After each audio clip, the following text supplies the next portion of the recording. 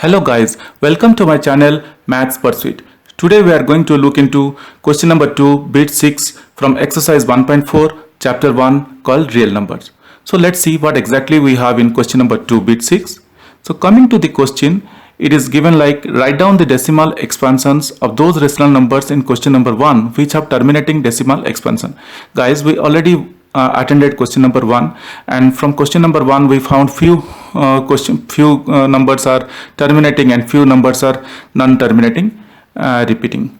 So we are going to pick up only the terminating numbers. Here we are going to attend question number 6, means question number 2 bit 6, that is 23 by 2 to the power 3 5 to the power 2.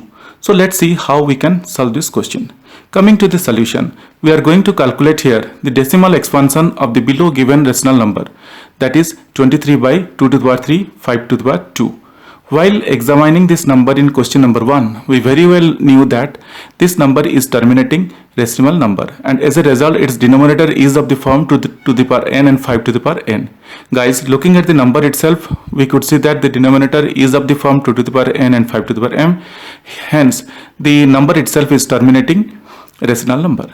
Guys, these type of numbers are very easy to solve, as the denominator will be of the form 10, that means 2 into 5 and its multiples. And we very well know that if we divide or multiply any number with 10 or its multiples, we can verbally tell its results. I mean to say, let's say if we are multiplying 4 with 10 or 4 with 100, we can say it is 40 or 400 or 4000. Similarly, if we divide 5 with 10 or 5 with 100, we can say it is 0.5 or 0.05. It is very easy verbally, without doing any pen and paper calculation, we can tell its answer. So guys, let's move ahead. Let us write down the denominator factors of the given rational number, and the given number is like 2 to the power 3 5 to the 2, the denominator. So the number is like 23 by 2 to the power 3 5 to the 2. We can write it as 23 divided by 2 to the power 3 into 5 to the power 2. Now guys, we could see that the denominator 2 to the power 3 and 5 to the power 2, the powers are not same. In order to make the powers same, they make the highest power like 5 to the 2. So we need to make it 5 to the power 3, so that the power will be same with that of 2 to the power 3. So in order to do that, I am going to multiply 5 in the numerator and 5 in the denominator. 5 means 5 to the power 1 and 5 to the power 1 in the denominator.